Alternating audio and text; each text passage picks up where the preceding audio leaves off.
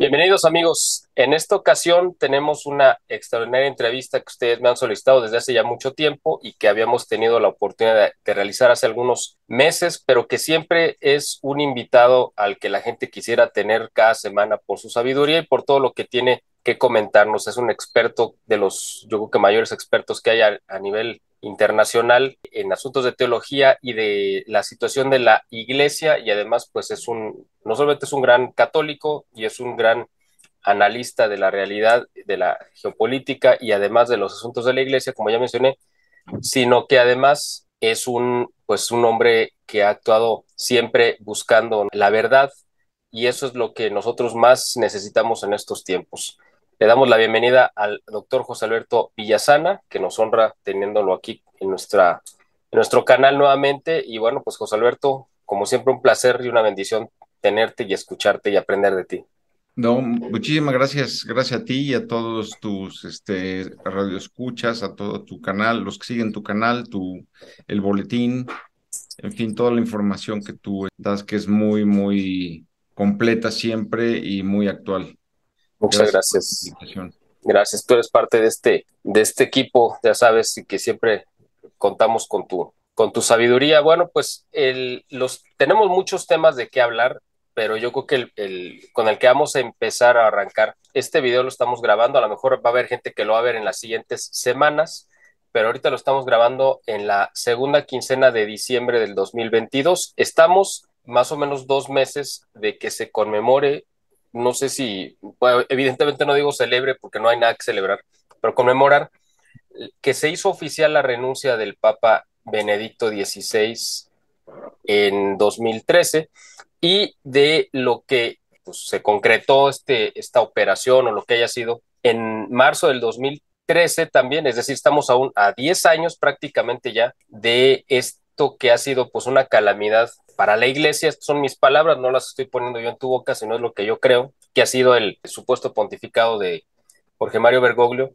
Y vamos a hablar un poquito de todo ello, precisamente porque estamos cercanos a esta fecha, y yo creo que vale la pena hacer como un recuento de lo que ha representado para la iglesia y para los fieles, pues estos 10 años de esta que parece y da todos los visos de ser como una sede impedida, una sede ocupada, una sede asaltada, que es la sede de San Pedro.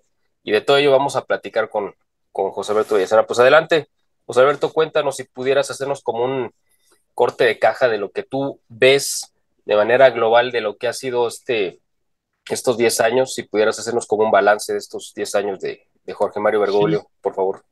sí, bueno, pues yo quizá más que llamarle una calamidad o una catástrofe, yo lo que diría ciertamente ha sido una confusión por el simple hecho de que están dos papas viviendo en el Vaticano, ¿no?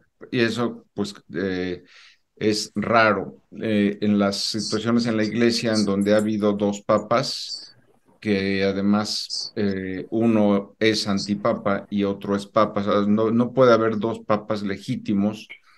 Uno necesariamente es el papa legítimo y otro es un antipapa, de los cuales han habido 38, por cierto, en la historia de la iglesia. No es algo raro, ni tampoco implica algo moral.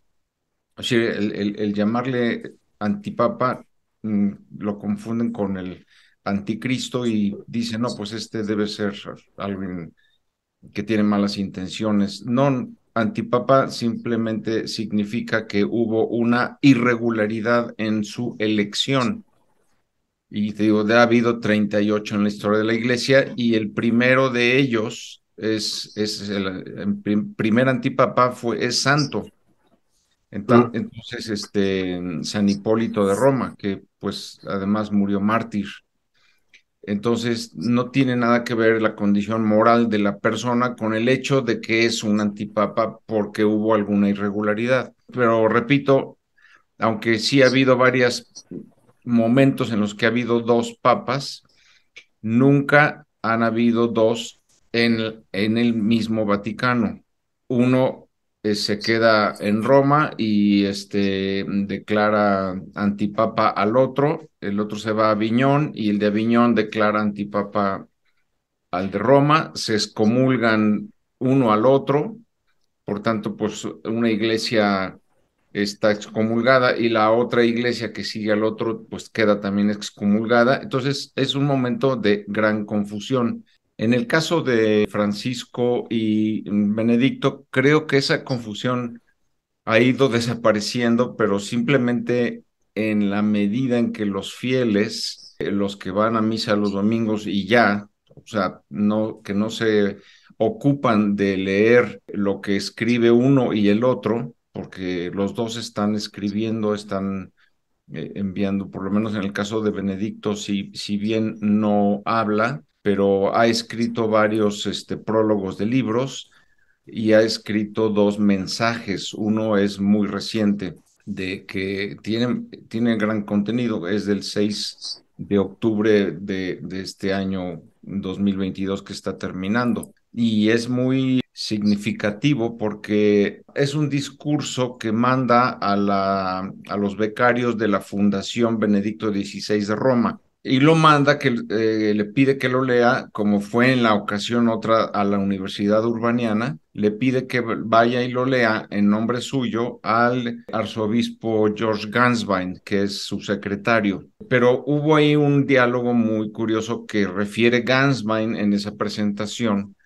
Dice que primero lo mandó que fuera no vestido de arzobispo, porque él es arzobispo, sino que fuera como un sacerdote normal y que no hiciera una presentación oficial, sino que simplemente llegara y leyera. Y Ganswein le contesta, es que no me van a creer. Y entonces él le dice, pues mira, si tú crees que no te van a creer, pues es tu problema, o crees o no crees. Y si quieres entender, lee Jeremías y vas a entender. Este mensaje cifrado es muy importante porque si nosotros leemos lo que fue la vida del profeta Jeremías, concretamente en el capítulo 36, si no me equivoco, versículo 5, Jeremías está impedido porque se encuentra preso por el rey.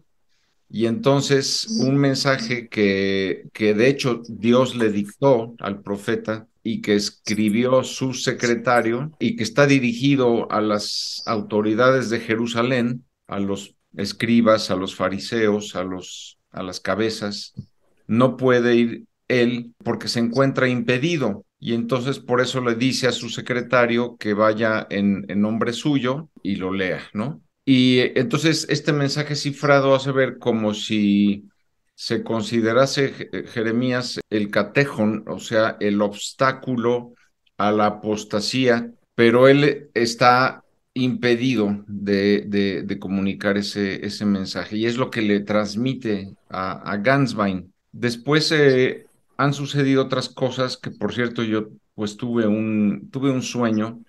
Es raro, yo normalmente no tengo sueños, pero este fue un sueño muy, muy vivo, muy, muy fuerte y que me dejó muy, muy impactado.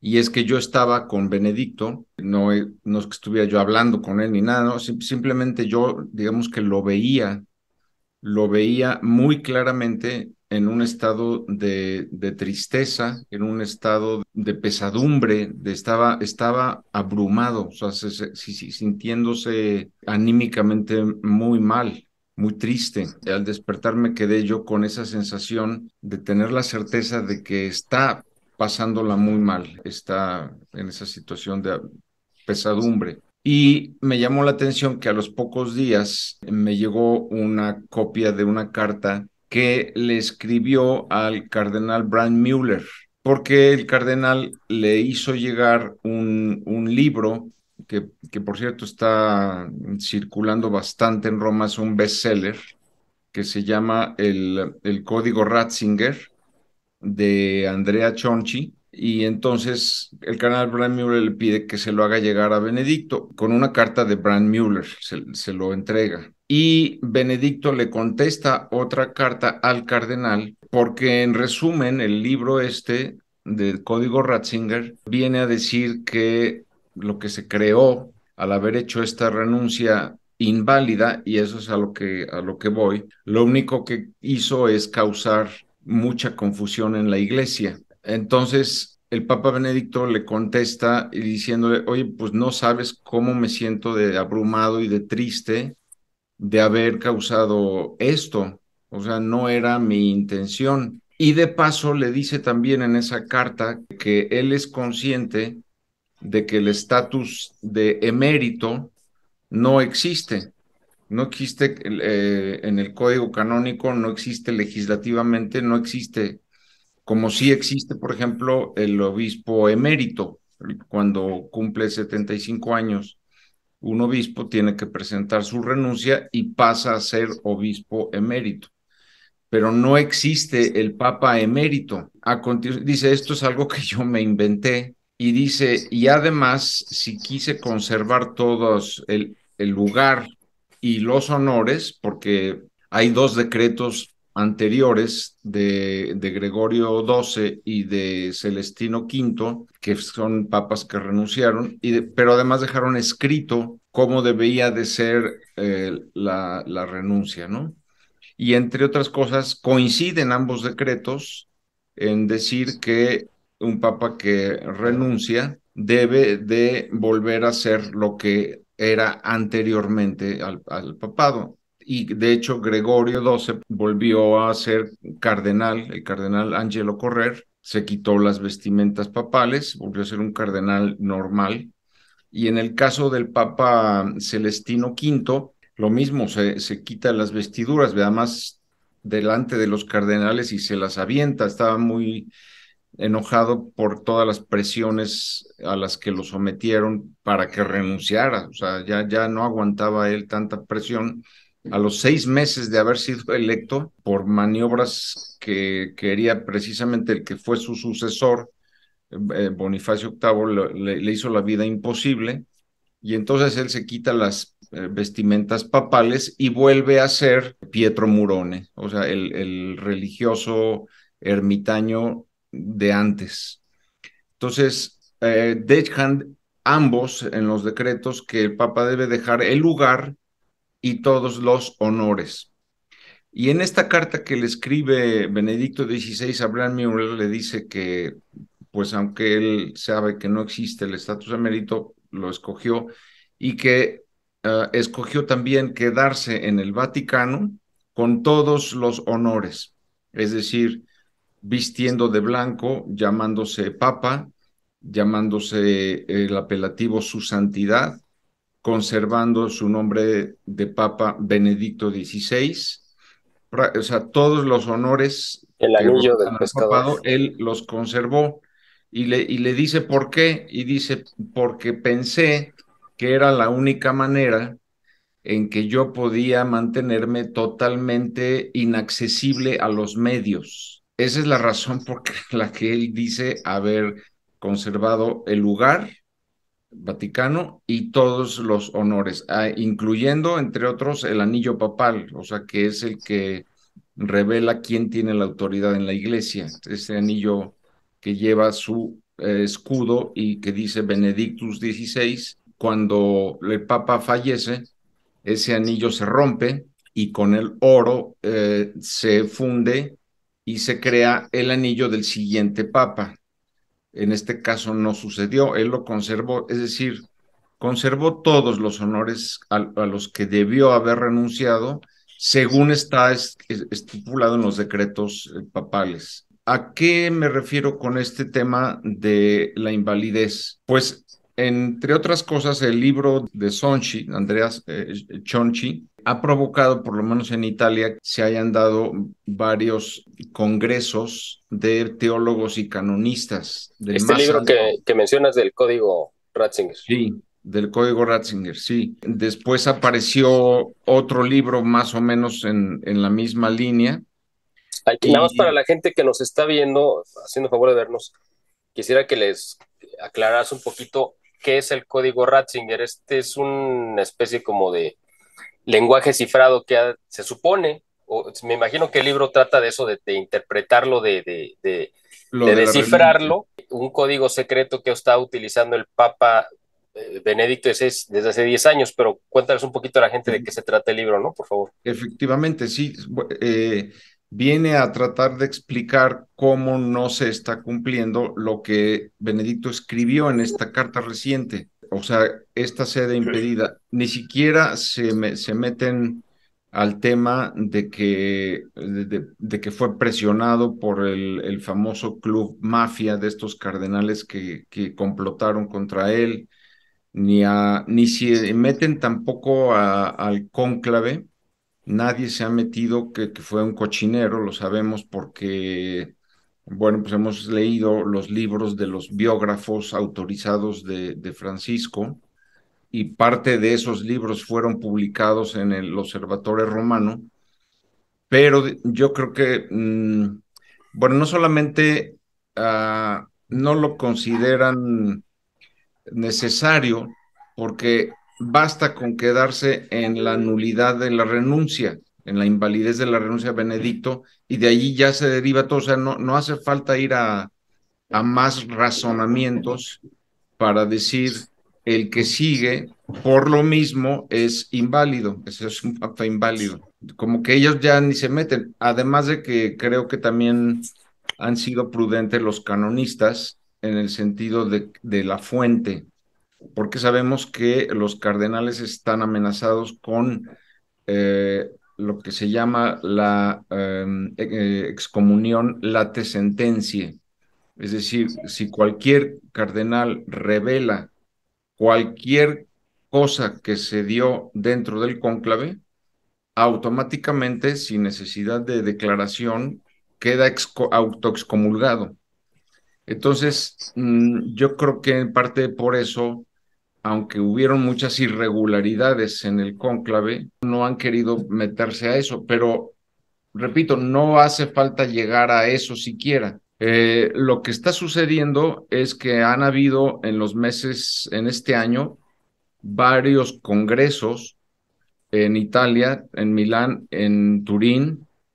Hubo otro de canonistas de habla inglesa en Irlanda, en Barcelona, y te puedo decir que han participado los teólogos canonistas de más alto nivel que hay en la iglesia, o sea, los verdaderos doctores en derecho canónico. Y el tema que han abordado me ha sorprendido, es este tema de la invalidez de la renuncia de Benedicto XVI. Y ahí te argumentan, pues precisamente todo lo que acabamos de decir, comenzando porque en el discurso decreto de él, digamos que se considera su decreto de renuncia, que es un texto que está en latín y que pronunció ante toda la curia romana y ante todos los cardenales del mundo, porque recordemos que él avisó desde el 11 de febrero que iba a renunciar el 28 de próximo, ¿no? Entonces, entre el 11 y el 28 de febrero es el tiempo en que todos los cardenales acuden a Roma sabiendo que va a haber un cónclave. Entonces, ese discurso lo pronuncia ante todos los cardenales reunidos en Roma, ante toda la curia. Y en ese discurso, él mismo dice que está renunciando al cargo petrino, el munus petrinus, que le fue conferido en el 2005. Y dice, a esto no puedo renunciar porque eso se lleva hasta el final de la vida. Es decir, es un cargo ad vitam. Y en el párrafo siguiente, él dice, solamente renunció al ministerio de obispo de Roma, que es, digamos, de donde se deriva el trabajo, digamos, ejecutivo y de gobierno de la iglesia romana. Cada iglesia, hay como 27 iglesias católicas, tiene su propia sede, su propio patriarca, etcétera, ¿no? En este caso, pues el patriarca de Roma es el obispo de Roma y es el que lleva los asuntos. Claro que él es, por acuerdo, es primus inter pares, porque ahí murió San Pedro y por eso tiene una preeminencia, que es la cual, por cierto, está Francisco tratando de quitar borrar de la iglesia con este sínodo de la sinodalidad, diciendo que todas las conferencias episcopales tienen el mismo nivel de autoridad doctrinal y moral que el Papa, cosa que pues realmente sería un caos si cada conferencia episcopal puede fijar la doctrina y la liturgia, pues Ser sus imagínate, iglesias particulares ya independientes, ¿no? totalmente independientes y acabas, o sea, le das un golpe mortal a la unidad de la iglesia, que para eso precisamente Jesús instituyó a Pedro, ¿no? Para que él llevara el primado y él fuera el garante de la unidad en la doctrina. Ese es pues un poco lo que está tratando de hacer con este sínodo de la sinodalidad, que por cierto había ya sido condenado en el concilio de Constanza. Lo que pasa es que ahí no se le llamó sinodalidad, sino que se le llamó la doctrina conciliarista. La doctrina conciliarista, que es lo mismo que la sinodalidad, fue condenado explícitamente en este sínodo de Constanza, que si no me equivoco fue un concilio general. Entonces está condenado por la iglesia como herejía, podemos decir, la sinodalidad.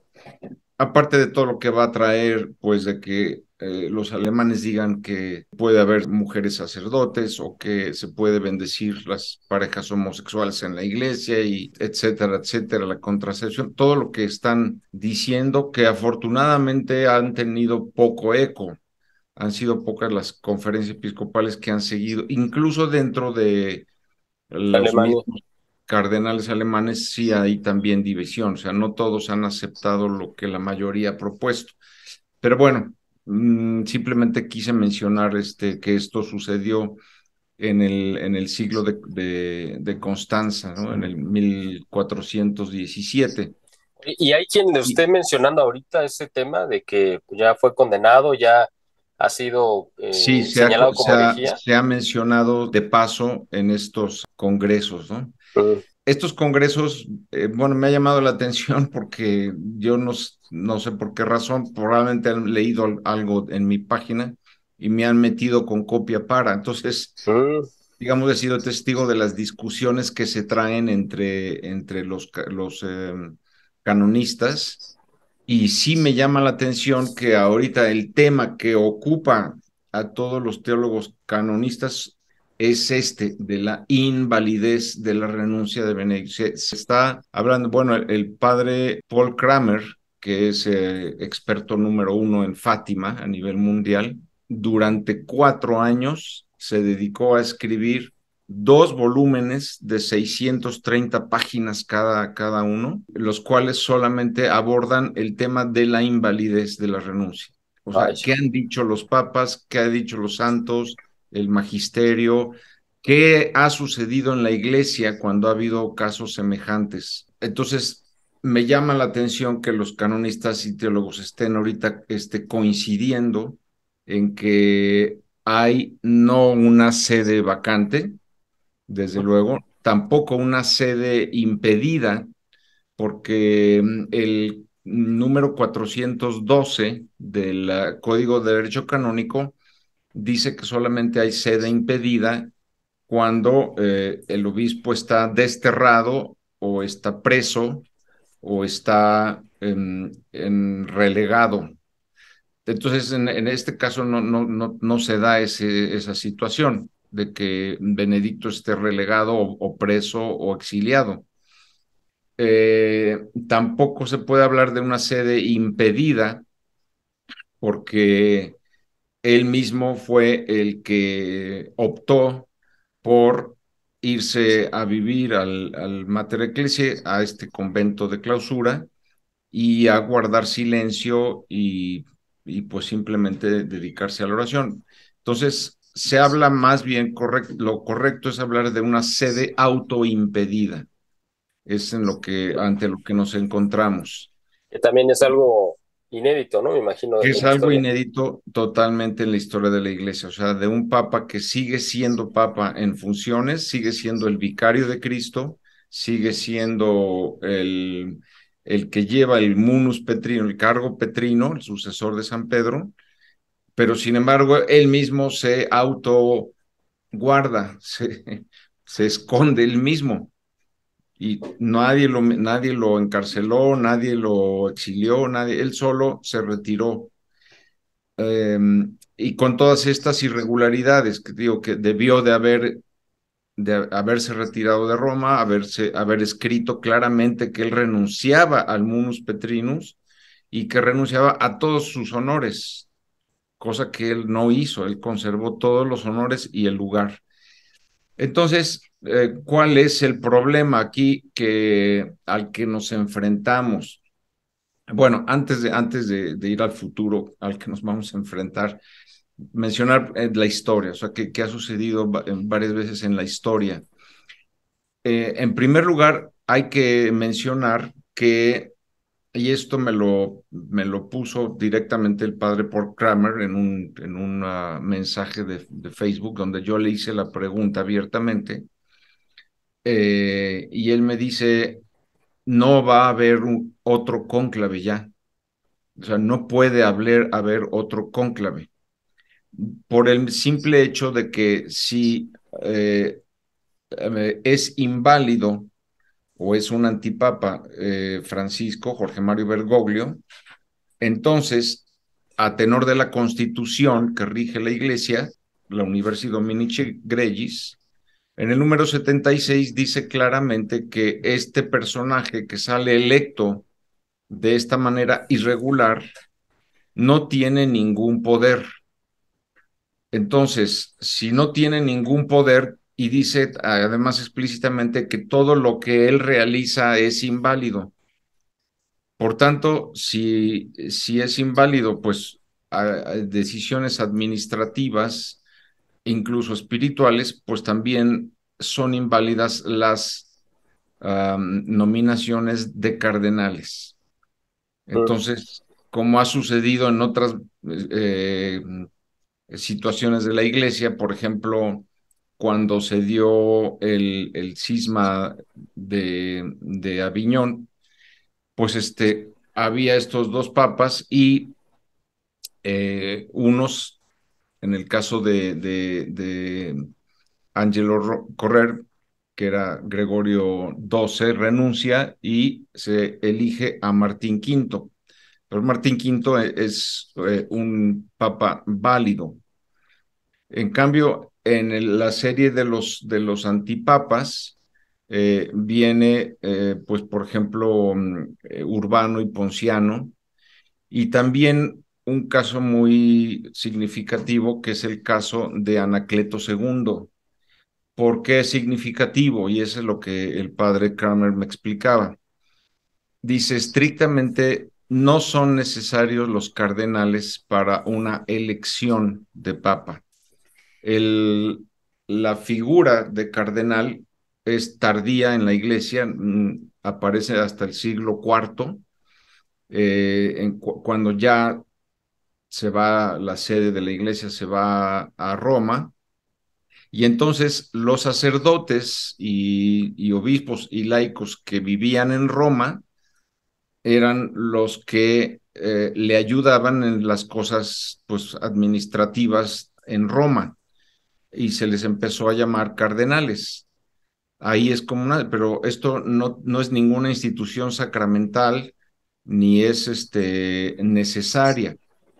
Tanto así que me dice, y su libro lo pone en varias ocasiones, en los primeros siglos de la iglesia, quien elegía al Papa no eran estos cardenales que estaban en Roma, sino era un grupo de obispos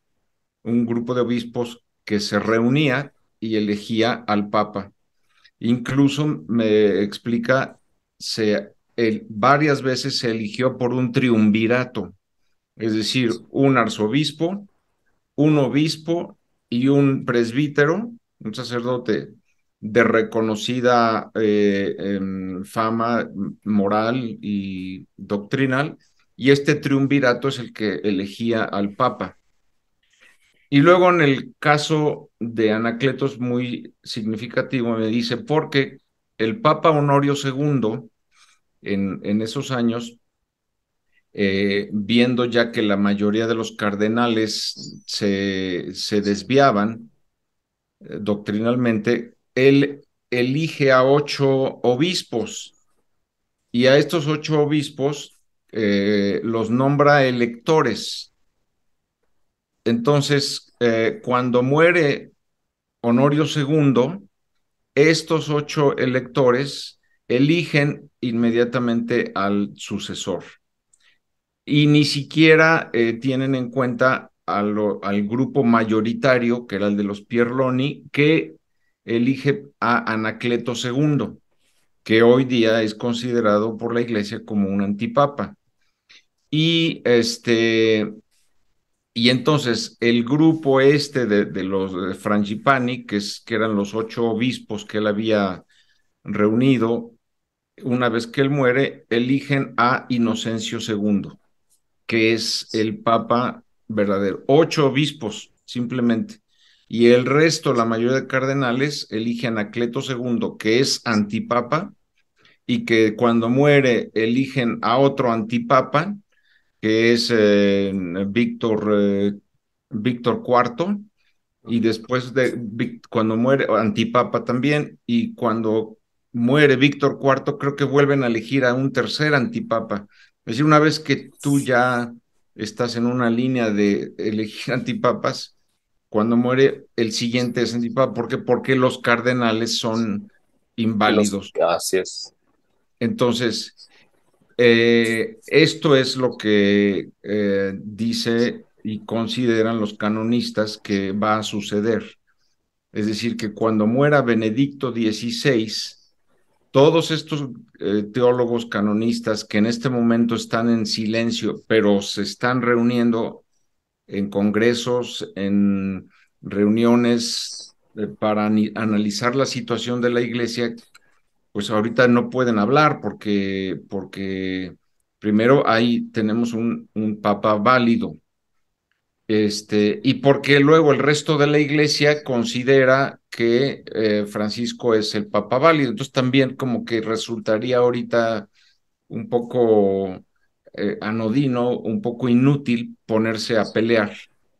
Pero en el día en el que Benedicto XVI fallezca, pues es cuando se va a juntar este grupo que ya existe de obispos y cardenales, como es pues el mismo Brand Müller, el Monseñor Schneider, el arzobispo Carlo María Viganó, o sea, muchos que se han ido uniendo, el obispo Henry Gracida de Sacramento. O sea, hay ya un grupo bastante grande de obispos que en ese momento sí van a decir, bueno, ahora sí hay una sede vacante porque ya murió el Papa y entonces vamos a elegir a su sucesor. Y claro, en ese momento la inmensa mayoría de los cardenales y Francisco pues van a decir, no, no, o sea, esto que están haciendo es cismático, Ajá. porque pues ellos consideran que Francisco es un papa válido. Ahí es donde va a comenzar propiamente el famoso cisma que desde San Francisco de Asís varios santos místicos han venido repitiendo, ¿no? Que habrá un gran cisma Sí, a ver. en la iglesia y la mayoría estará, digamos, desviada con el Papa inválido y con los cardenales inválidos. A ver, aquí Pero hay una pregunta, perdón que te interrumpa, que quisiera hacerte sobre este tema específicamente, José Alberto. En, yo por ahí he leído, o sea, parte de esta confusión de la que estamos hablando de que se generó de manera quizá involuntaria por el Papa Benedicto con su renuncia o con su lo que haya hecho o como se llame, eh, se supone, yo por ahí leí, no me acuerdo cómo se le llame jurídicamente, pero se supone que en la iglesia hay como una ley, una regla que habla que si la gente y la autoridad, digamos, legalmente constituida, en este caso los obispos, aceptan una situación, un status quo durante un tiempo, es decir, o más bien, si pasa una anomalía, por si algo, ¿no? Y esa anomalía se acepta, no se apela por un tiempo, no sé cuánto tiempo tienen como para apelarlo o rechazarlo, pero que si no lo rechazan o no lo apelan, ese status quo se convierte en válido simplemente porque no hubo quien se opusiera a ella. No sé si tú nos puedas aclarar este respecto, porque ahorita lo que está pasando con Sí, Francisco es que todo el mundo lo acepta porque no hubo quien se opusiera, quien dijera, oye, este no es. claro, Y la claro. gente lo aceptó como que ese es él, pues porque nadie dijo que no era, ¿no? Porque nadie ha dicho que no. Sí, sí, sí. Bueno, ese principio que tú mencionas existe en el derecho canónico que se llama Pacifica Universalis Ecclesiae Adesio, que es cuando la iglesia acepta pacíficamente alguna doctrina o alguna situación como esta, y todo el mundo está en paz y rezan todos por Francisco, y entonces pues nadie protesta. Sí, o sea, existe, pero no se Es una puede adhesión aplicar pacífica, pero no convierte eso a lo que se adhieren en algo que sea necesariamente bueno o en algo legítimo, que ¿no? sea en algo que sea válido, por un lado. Y no se puede tampoco aplicar cuando tú has engañado a los fieles, que eso es lo que ha estado sucediendo. O Claro. sea, si los fieles supieran lo que están ahorita discutiendo los teólogos canonistas en estos congresos, si supieran todo esto, entonces, ok, una iglesia informada, tú puedes decir si acepta una cosa o no, pero Claro. cuando hay un engaño, ¿no? Entonces no puedes aplicar tú este principio canónico. Y la prueba va a estar, repito, cuando fallezca el Papa verdadero, Benedicto XVI, y entonces ahí ya va a empezar a manifestarse el cisma, y la pacífica de Ezio se va a acabar. Bueno, eso es lo que Aunque nosotros deseamos, pero ¿crees que sí vaya a suceder esto, que se active un conclave paralelo que sí, esté sí, fuera sí, del control? necesariamente, necesariamente. Primero porque por lo que ya han manifestado varios, Snyder, no digamos Carlo María Viganó, que le ha dicho claramente tienes que renunciar porque no has hecho más que proferir herejías y nombrar abortistas y nombrar Homosexuales. homosexuales y masones, etcétera. O sea, pero son muy, muy pocos los que se han dirigido a Bergoglio para decirle renuncia. Y además estos se han tenido que esconder. Sí, O sea, Viganó teme por su vida claro. porque así se ponen las cosas. Y los que se han atrevido a hablar, como el padre de Don Minutela, pues, o sea, no solamente le quitaron las licencias, le quitaron el sacerdocio, o sea, lo redujeron al estado laical, directamente Francisco. Entonces, todo mundo tiene miedo, al menos en Roma, en la curia, primero por su temperamento tan iracundo que tiene, y luego porque corta cabeza, o sea, realmente es una situación de dictadura. Y curiosamente, qué raro que el secretario de Estado, Pietro Parolin, hace un par de meses haya tenido que decir que toda la estructura de la iglesia está obligada a creer que Francisco es verdadero papa y que su doctrina es verdadera, y es primera vez en la historia en que un secretario de Estado se ve obligado a decir todos tienen que obedecer a Francisco. O sea, esto revela, esto denota que hay muchos que ya están empezando a no hacerlo, es decir, que están empezando a decir, pues yo me voy con la verdadera y auténtica iglesia, que es el magisterio que llevamos de 2000 años, o sea, no puede cambiar de la noche a la mañana esto, Claro. sin quizás saber incluso que los canonistas ya no se meten ni siquiera ya en lo que es herejía, se están nada más analizando la invalidez de la renuncia. Entonces, a lo que yo iba es que la situación, por más que la inmensa mayoría vaya a estar con Francisco y a decir, no, pues tenemos papa, no hace falta elegir otro, como este pequeñito grupo está diciendo, bueno, pues aquí recordemos que el tema de la fe y el tema, digamos, de la pertenencia a la iglesia no es cuestión de estadísticas o de demografía, o sea, lo que la mayoría está diciendo, y se va a repetir lo que sucedió con San Atanasio.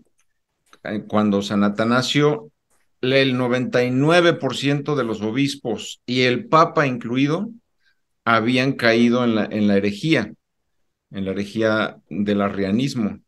Y solamente un obispo, San Atanasio, él les dijo a todos, ustedes están mal, ustedes están en una equivocación. Y al pobre, bueno, lo azotaron, lo encarcelaron, lo desterraron, le hicieron la vida imposible, o sea, fue un martirio su vida. Y gracias a ese solo, a San Atanasio, se preservó la verdadera fe en la iglesia. Uno. Entonces, aquí no se trata de números, o sea, Ujú. qué dice la mayoría de los fieles o la mayoría de los cardenales. No, no, o sea, aquí se trata de ver qué es lo que dice el derecho canónico, la doctrina y y en dónde está realmente la verdad, aunque sea en un pequeñito grupo. Decía Juan Pablo II, el Papa Juan Pablo II, dice, tenemos que mantener la verdad a toda costa, aunque volvamos a ser otra vez solamente 12. Así es. Es la historia es que ha sido siempre así, Dios actúa igual. Así fue con Noé, así fue con Lot, cuando destruyó Sodoma. O sea, no se va por las masas, sino por ese grupo reducido, y en atención a ese grupo, los otros se benefician, ¿no? Pero Claro. realmente Dios necesita un puñado de gente, y de ese puñado Él hace todo, ¿no? Igual que con los apóstoles, pues también hubo muchas de los miles que seguían a Cristo, pues también hubo muchos que al final de cuentas se acordaron y se fueron y quedaron siendo unos cuantos, y de Unos esos pocos, cuantos brotó otra vez todo, ¿no? claro, Entonces, aquí yo creo que estamos viendo que se puede repetir, como tú dices, esta situación que ya ha pasado, además, porque que ya ha pasado, esto a la que ya ha gente, pasado. esto que estás diciendo, pues seguramente a mucha gente le va a asustar, evidentemente se va a preocupar, va a decir, es que se va a acabar la iglesia. Aquí lo importante es que la gente entienda que estas crisis han pasado, obviamente en su momento, en su época y sus condiciones específicas, pero no es la primera vez que la iglesia se ve amenazada y que parecería casi hasta Y parece, derrotada. sí, Eh, pero la iglesia ha salido adelante no porque sea una institución humana, sino porque es una efectivamente, institución divina, así es. Entonces, efectivamente, ahí efectivamente. eso yo creo que es importante que la gente le quede claro, ¿no? Eso es muy importante, saber que el Espíritu Santo es el que está llevando la iglesia, es el que ha permitido estos 10 años rarísimos de esta renuncia, no renuncia, de este sigo siendo papa, pero estoy guardado y por qué él no ha hablado, aunque sí ha hablado, es decir, más, ha escrito. O sea, si tú ves el discurso a la Universidad Urbaniana, es toda una contestación en contra de la idea de Francisco de todas las religiones son iguales y da igual si un hijo es educado por un católico o por un musulmán. O sea, entonces Ajá. idea que desde el inicio de su pontificado empezó a decir, ¿no? Que las iglesias todos son iguales, las religiones. Le contestó en ese discurso que mandó también a través de Monseñor Ganswein a la Universidad Urbaniana. Ujú. Entonces, sí está, pues no hablando, pero sí está escribiendo. Lo mismo cuando fue el sínodo en Roma, el sínodo de los obispos, en los pues se habló de la iglesia, de la crisis de la cumbre de la pederastia. Pues él escribió una larga carta, un largo documento a todos los obispos que participaban en el sínodo. Nada más que, pues por respeto, se la dio a Francisco para que fuera él el que se las repartiera, y Francisco no las repartió. O sea, Francisco la hizo pública 4 meses después de que ya que había acabado el sínodo. Entonces, sí, él tiene este afán de decir, no está bien lo que a donde está llevando la iglesia este señor, y esta es mi opinión, pero pues no la leen, o sea, se queda ahí, se queda en los cajones, ¿no? Y bueno, pues ese es lo que está pasando. También tengamos en cuenta que las mismas iglesias católicas orientales, hay algunas muy abiertamente, como en el caso del patriarca Kirill, han dicho, nosotros no queremos saber nada con Roma porque Francisco es un antipapa y un impostor. Los patriarcas de las iglesias católicas orientales.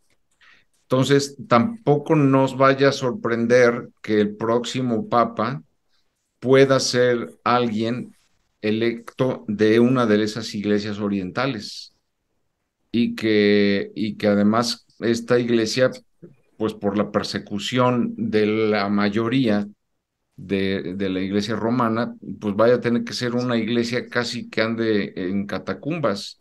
Eso es lo que te iba a preguntar exactamente. A ver, suponiendo que se dé este escenario que tú acabas de comentar, de que muere Benedicto XVI, suponiendo que muera en paz, o sea, es decir, una muerte natural, no como la que se supone que está anunciada en Fátima, ¿no? Que va a ser en medio de una Fátima, revuelta social. Vamos a suponer que es una sí, muerte normal, natural, y se activa este cónclave legítimo, pero que lo van a concilio, tratar de ver un como concilio, ilegal, ¿no? Un concilio, pero un concilio, un no, concilio, no no, un conclave, es un sería un concilio. cónclave, ¿no? Me refiero a este cónclave donde se elegiría a un papa legítimo, no, no concilio, sino un cónclave, donde se juntarían los obispos que mencionaste, el resto fiel y estos Ajá, cardenales.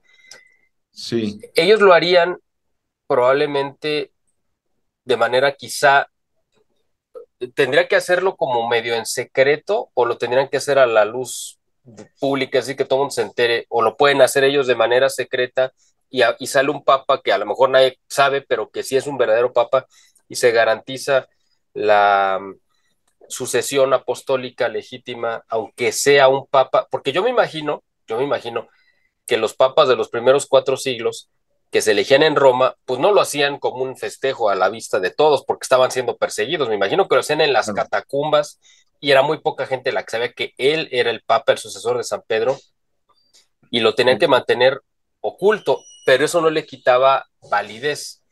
Así ¿Crees es. que esto se vaya a repetir? Es decir, que vayan a tener que hacerlo en secreto, que a lo mejor no nos vamos a enterar, aunque simplemente para garantizar esa sucesión apostólica. O sea, ¿tú qué escenario preverías para esta situación? Sí, ¿O crees que sí salgan abiertamente a decirlo como un desafío y entonces bueno, se venga el cisma ya abierto?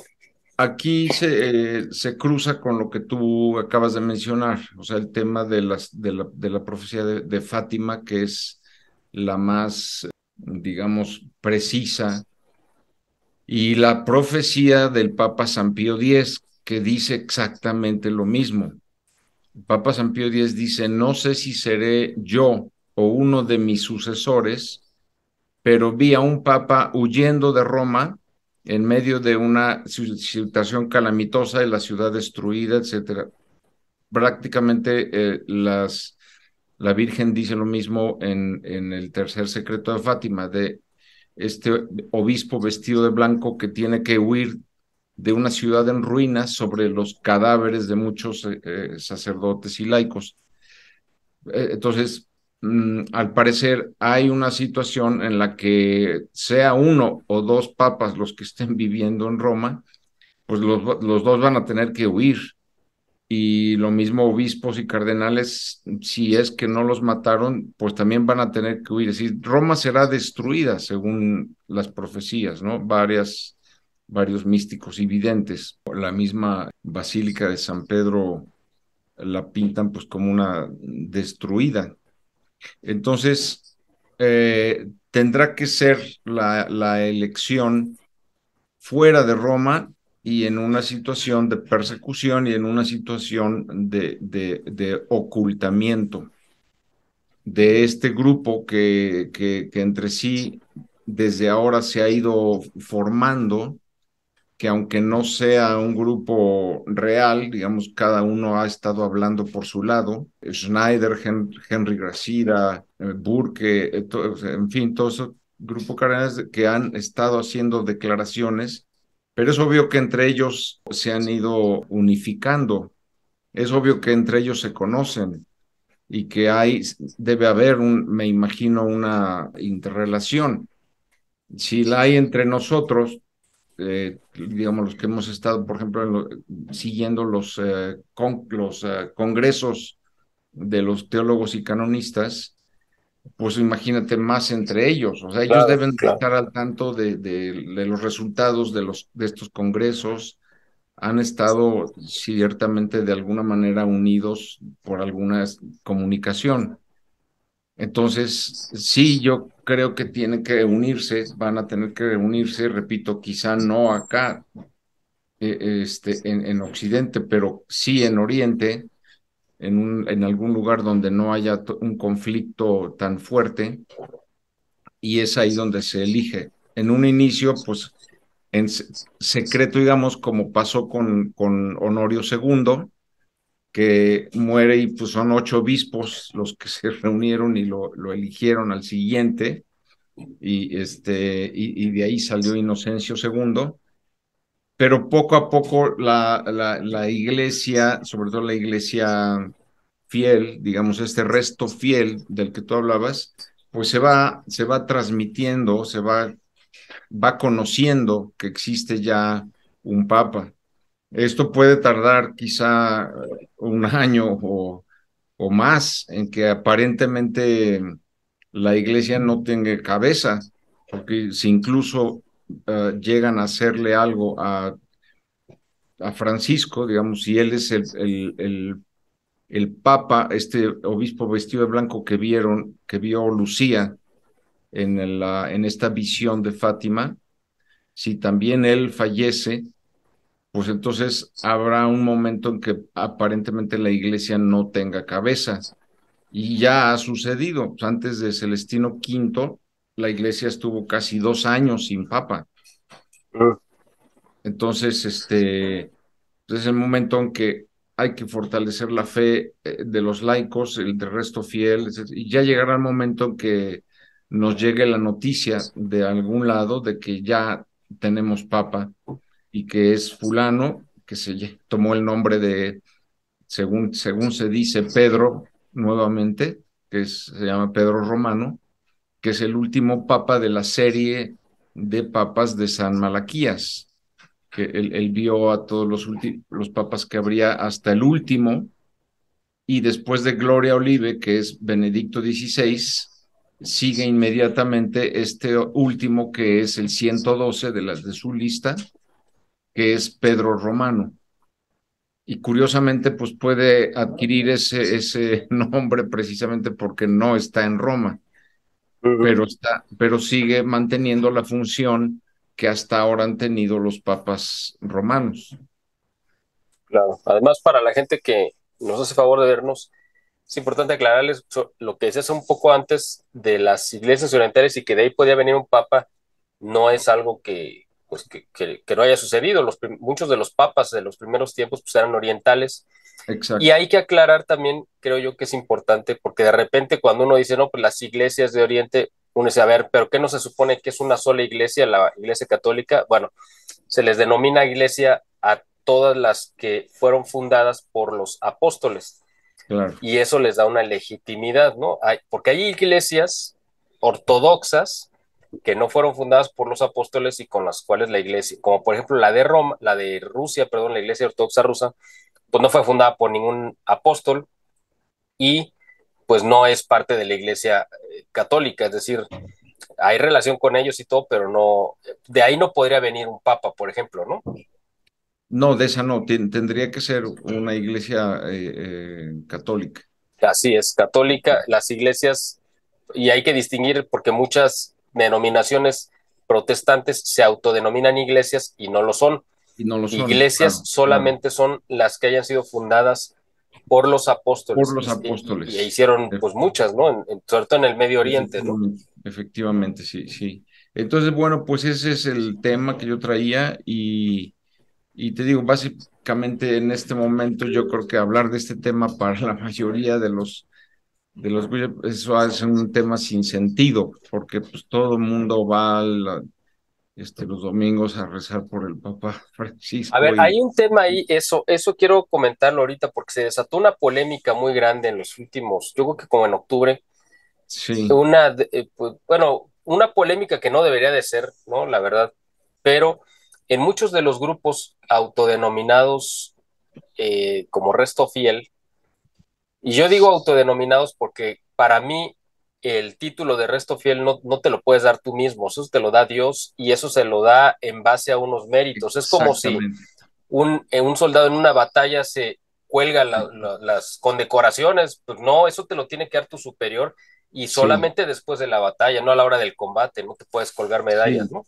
sí, y ya que lo tocas, lo dará el Espíritu Santo cuando suceda el segundo Pentecostés.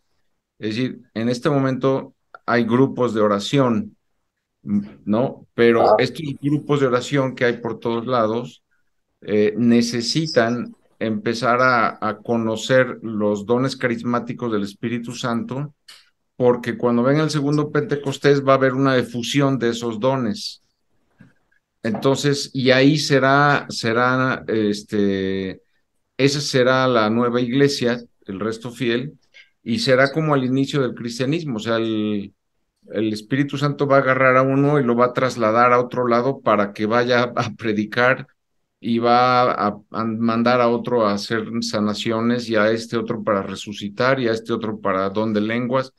O sea, va a haber una efusión de los dones del Espíritu Santo en este segundo Pentecostés, que algunos llaman aviso, pero realmente es el segundo Pentecostés que anunció San Pedro el primer día de Pentecostés. El primer discurso que él da es hablar del segundo Pentecostés que vendrá. Entonces, ahí es donde hay que estar preparados en la oración con el Espíritu Santo, desarrollando sus dones para saber cuando llegue ya esa efusión fuerte, pues ya estar casi preparados a empezar. Órale, va a ser como una predicación de los primeros siglos de la iglesia, los primeros años, va a ser exactamente lo mismo. Entonces, es el Espíritu Santo, como tú dices, no es que yo me autodenomine y Resto porque yo Fiel. me reúno a rezar el rosario y a comentar la Biblia, no, es algo más que es meterse en el Espíritu Santo y en los dones, o sea, en los dones que Él está distribuyendo. Ahora, la pregunta que te iba a hacer y a donde quería llegar y de esta polémica era precisamente porque dentro de estos grupos autodenominados Resto Fiel, salió la polémica de que cuando en una misa, y me refiero a la Novus Ordo, por supuesto, se menciona el nombre de Francisco, entonces en automático la misa ya es inválida. Entonces, esto, pues es obviamente, es algo muy burdo para Sí, ti y para mí, pero hay mucha gente que sí lo cree y está muy confundida y se desató muchas polémicas en grupos y sí, en canales, ¿no? De gente que pues está en la misma línea con nosotros, que han tratado de aclarar este asunto, pero como que la gente no lo, o sea, hay también un grado como de fanatismo sí, irracional entre la gente que, pues sí, aborrece literalmente a Francisco y creo que con sobradas razones, pero eso los ha llevado a un grado de confusión pues muy grave, sí, porque están sí. invalidando la validez De la de la misa, misa. no, Entonces no. quiero que tú nos aclares, por favor, En qué es lo ese, que hace válida la misa y qué la sí, haría inválida, por favor. sí, ahí en este sentido no hay ningún temor de que fuera inválida por el hecho de que se reza por Francisco, porque la validez depende del sacramento, es decir, de que el sacerdote sea constituido válidamente sacerdote y que pronuncie las palabras de la consagración válidamente.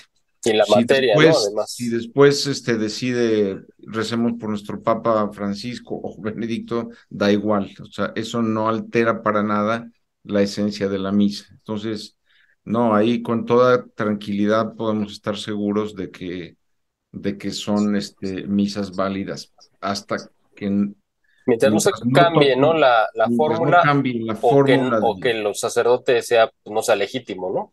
exactamente, mientras no toquen la fórmula de transustanciación, va a seguir siendo válida. Por eso te digo, y además este tema del que acabamos de hablar, yo creo que para la inmensa mayoría resulta un poco inútil o anodino o sin embargo, va a llegar el momento en que van a recordar todo lo que se dijo en este programa y entonces empezarán a entender por qué hay un grupo que está queriendo elegir a un papa. Pero es que además, yo creo que es, digo, es obviamente muy importante, es el tema, la culminación de la historia, bueno, la culminación de la historia humana, pues se da en la encarnación, obviamente, ¿no? La misión de Jesús, muerte, Sí, resurrección. Pero la culminación del tiempo, vamos a decir, cronológico, en la cual quizá no sabemos en qué punto nos encontramos de esa culminación, pero creemos que estamos en la parte cúspide en cuanto a que solamente una vez en la historia el demonio iba a lograr colocarse en la cúspide de la iglesia. Solamente, o sea, no está anunciado que iba a pasar varias veces, era una sola y es esa una, claro, única vez parece que es esta. Eso parece que es esta, significa que sí, estamos sí, en ese momento crucial de la historia que va a así es, precipitar pues todos los acontecimientos que están pues sí. muy ampliamente anunciados por los profetas y muchos santos, ¿no? Sí, sí, sí, y yo creo que ya muy próximos en este año, porque, bueno, primero la edad de Benedicto XVI, los acontecimientos de guerra que se están fraguando en Europa, el mismo Francisco diciendo que ya firmó su renuncia en caso de muerte, él mismo anunciando, por ahí alguien me dijo que anunció que ya este año va a morir Benedicto XVI, no sé cómo lo sabe él, pero es decir, estamos ya a poco de ver el final de esta telenovela, digo yo, que han sido estos 10 años de excepción que hemos vivido, ¿no? Entonces, creo que sería bueno pues que guardar este programa Claro. para que en su momento pues sepan por qué está sucediendo lo que está sucediendo. Sí, yo creo que es una buena recomendación incluso para la gente que nos haga favor de vernos, que lo descarguen en sus Que lo computadoras, porque en descarguen, algún sí. momento dado, eso es parte del proyecto, van a Sí, desconectar el internet. O el sea, eso internet lo van a tirar, claro, yo creo que claro. todo el mundo lo debe tener claro. Y después lo único que vamos a poder ver serán los libros, lo que tengamos impreso y lo que hayamos respaldado. Si Exactamente. es que hay electricidad para ver, prender una Lo que esté computadora, ¿no? respaldado, sí, así es, así es. Y la comunicación, pues tener entre los grupos las direcciones postales de cada uno. Sí. Y ahora vamos a volver otra vez como a la época no digo de la paloma, pero pues sí de la mensajería, ¿no? La Pero mensajería a caballo casi. incluso fíjate que un medio de comunicación, pues obviamente que ya quedó muy rebasado por obvias razones, pero que puede reactivarse en dado caso de emergencia, pues es el telégrafo. Porque el Sí, telégrafo es un tendido pues de cable que ahí está, o sí, sea, sí, sí, pues ahí quedó, a lo mejor ya no está claro, funcionando muy bien y todo, pero pues no está por demás, sí, incluso los militares, de hecho, que andan en campaña, todavía se comunican por telégrafo. ¿Por qué? Porque es una señal que no se intercepta por satélite ni por por ningún satélite, otro, sí, ni por vías electrónicas, y que además, pues, no es tan fácil descifrar, es decir, ¿por qué? Porque pues ya sí, casi nadie tiene el acceso a ello. sí, Entonces son de así los es, medios que vamos a tener que regresar y nosotros que exactamente. vivimos en el tiempo de la época analógica, quizá no vamos a tener tanto problema. El asunto van a ser muchos jóvenes que nacieron en la época digital, en la era digital, y no conciben un mundo donde no haya una Analógico, comunicación por Internet. Ahí vamos sí, a ver también una situación sí, terrible, ¿no? De la gente que se va a enloquecer porque no va a exactamente, tener internet, ya no digamos electricidad, ¿no? exactamente. Ahí Así es que, pues bueno, donde lo importante es, como tú mencionaste hace rato, pues estar preparados espiritualmente, yo creo que en estado de gracia, porque lo que se viene Sí, es terrible, o sea, es decir, estamos hablando de sí. la peor situación que se haya dado en la historia de la humanidad, no de la iglesia, sino de la No, humanidad. no, porque de la iglesia deriva la humanidad, así Ajá. es. Sí, Así que entonces, la única forma de estar preparado, yo creo que es estar en gracia, ¿no? exactamente, exactamente. Pues sí, pues eso es lo que yo traía de momento. Si quieres, en otros programas abordamos otras Sí, no sabes, la verdad, cómo te agradezco porque nos has cuestiones. aclarado mucho, nos has actualizado lo que está pasando. Esto es muy importante porque de lo que tú hablaste el día de hoy, mucho de esto lo vamos a ver el próximo año, si es que Sí, empiezan a dar estos acontecimientos, pero de todos modos, estos movimientos, estos sínodos, mm, digamos, por decirlo de alguna manera, o estas reuniones de estos obispos y cardenales que ya están hablando abiertamente de estos temas, si esta entrevista lo habíamos tenido hace un año, a lo mejor no estaba todavía en la mesa, no sino que se han estaba ido todavía, dando estos así acontecimientos es, y ahorita lo pero estamos comentando, ¿no? es lo que yo te decía, me ha sorprendido la cantidad de congresos en todos lados de teólogos canonistas con este tema prácticamente único. Entonces, es el momento ahorita para hablar de esto. Claro. Dios lleva sus tiempos, ¿no? Así es, y yo Y creo que pues te esto agradezco. va a ser algo que nos va a dar mucho tema de qué hablar para el próximo año y yo te pido desde ahorita que nos agendes algunos espacios a lo largo del próximo año para que sigamos actualizando todo lo que está pasando porque tú eres el que Sí, trae este tema siempre muy al día y la gente siempre está deseosa, ¿no? De escucharte, de verte, de aprender de ti, así que de no, verdad que pues muchas gracias. te agradezco Gracias a ti siempre el tiempo que nos gracias a dedicas. ti por organizar los programas y pues todos los temas que tú también nos vas haciendo llegar muy interesantes. Muchas gracias, José Alberto.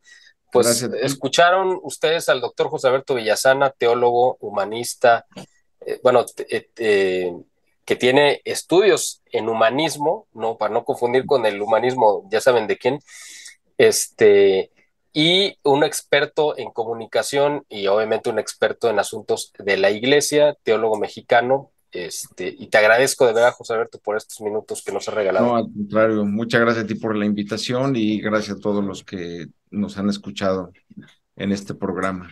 Dios los Así, bendiga. muchas gracias y gracias a ustedes por habernos acompañado a lo largo de este video. Yo espero verlos pronto en un siguiente video. Muchas gracias y hasta la próxima.